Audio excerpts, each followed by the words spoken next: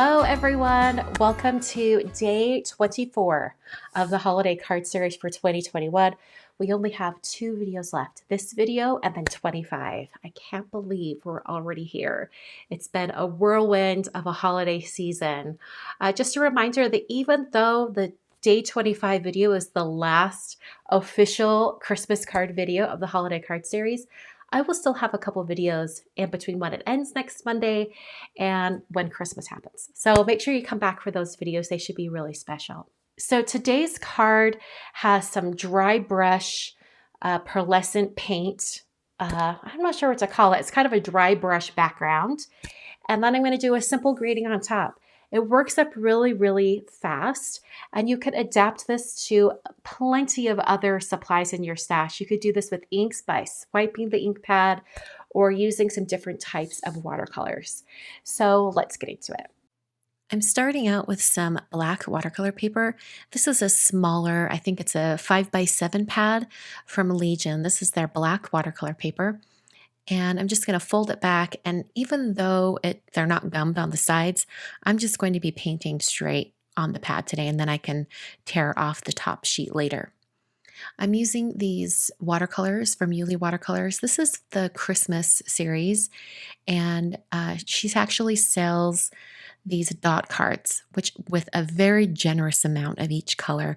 I'm going to do all my painting using just the dot card today.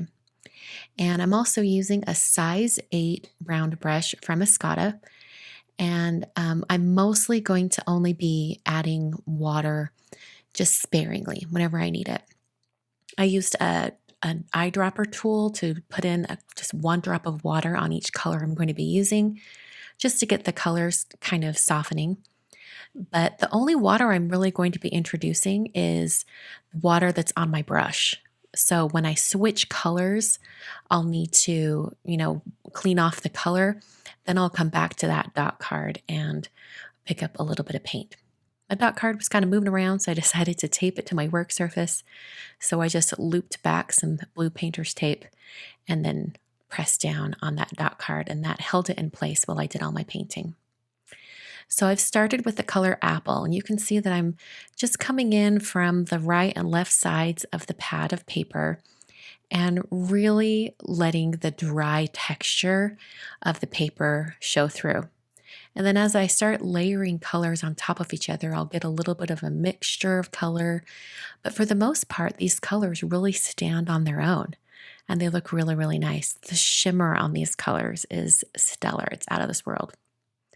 So I'm adding more of this pink, just putting it up at the top. So my idea behind the color placement on this background is I want reds and pinks and yellows kind of at the top, and then it's going to transition into blues and purples and greens.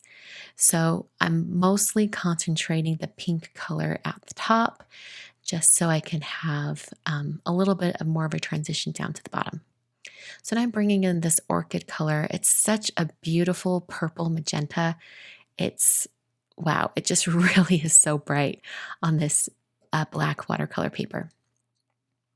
So I'm coming in from both sides, just adding a little bit of color here and there. My brush is very, very dry at this point. So I'll switch colors, and I'm going to start bringing in some of this blue. And it really just starts to transform this entire piece here. Once I start getting the blue and purple on here, you see more of that transition to the bottom of my pattern. This kind of painting, or this background I'm doing today, really reminds me of one of those multicolored rugs. I can't remember what they're called, but kind of has a mixture of colors, or even the variegated yarn that you use with crocheting and knitting, where the colors just sort of mix with each other. I think it really reminds me of something like that. So I'm adding more blue. I've added some green. I'm going to add more blue in as I go toward the bottom. Now this is a 5x7 pad of paper, and my final card is going to be A2. So it is smaller than this pad. So the edges of my paper won't be shown, and the top and bottom will be cut off as well. So I'm not too worried about going all the way to the bottom. Now I'm going to come back to the top and add some gold on top. The colors at the top of my watercolor paper here are mostly dry, so this gold is going to go right on top and just add a little bit to it. I like having the gold at the top as opposed to more at the bottom because that green color at the bottom kind of really glows.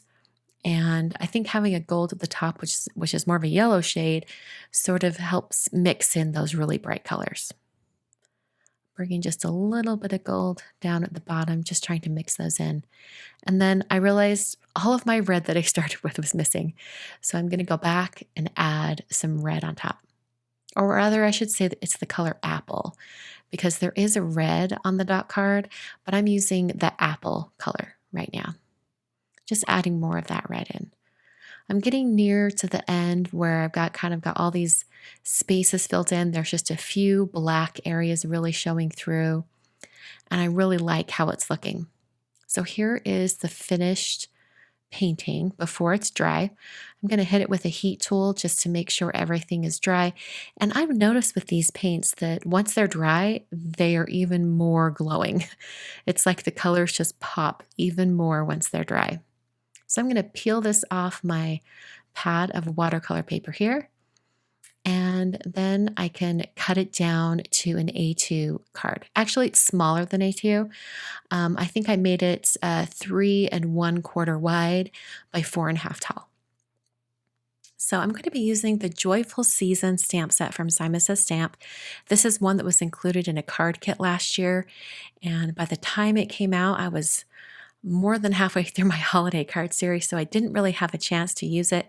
And I loved these handwritten or lettered greetings that I did for the stamp set, so I've just been waiting to use them again.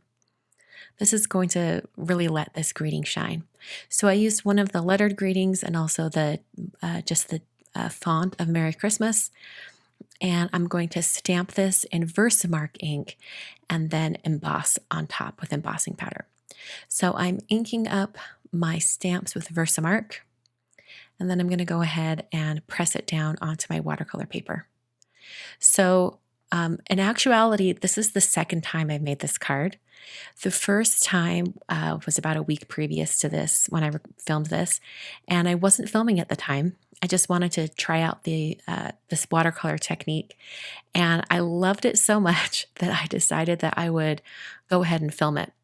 So the first time I made this card, I realized that that white embossing powder sort of really melts into the watercolor paper, and you don't get a really stark white embossing. But if you stamp the greeting a second time, and I only stamped the lettered part a second time, not the Merry Christmas, you can emboss over again, and it's very stark white, and you get a really good embossing. So I did that with this card as well. I then put some foam adhesive on the back and then pressed it down onto my card front.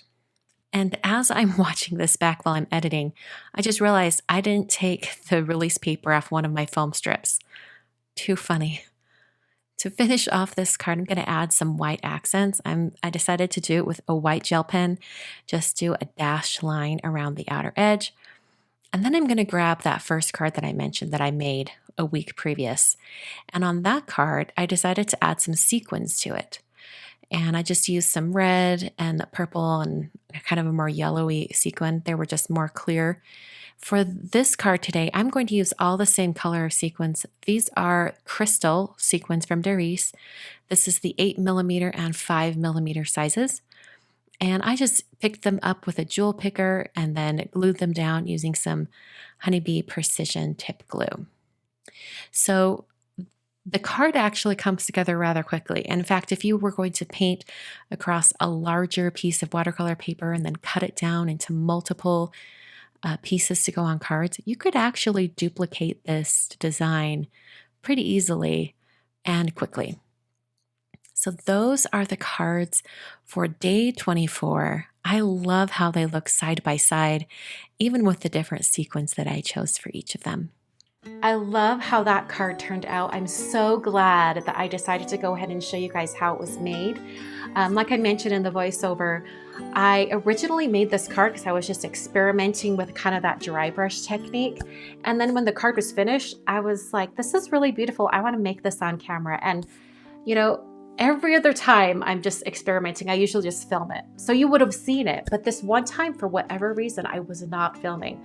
I'm not sure why I didn't film it. So then I got to make it again. So now I have two cards that look very similar that I can send to my family and friends. Okay, for today's holiday question, it is a would you rather.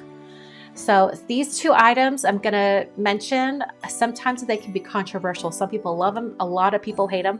So let me know, would you rather receive as a gift eggnog or fruitcake?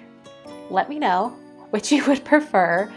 Or if you're saying neither or neither, let me know what you'd rather receive as a gift.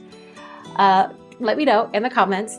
And I will be back on Monday with day 25 of the holiday card series. You won't want to miss it. It's a really special one.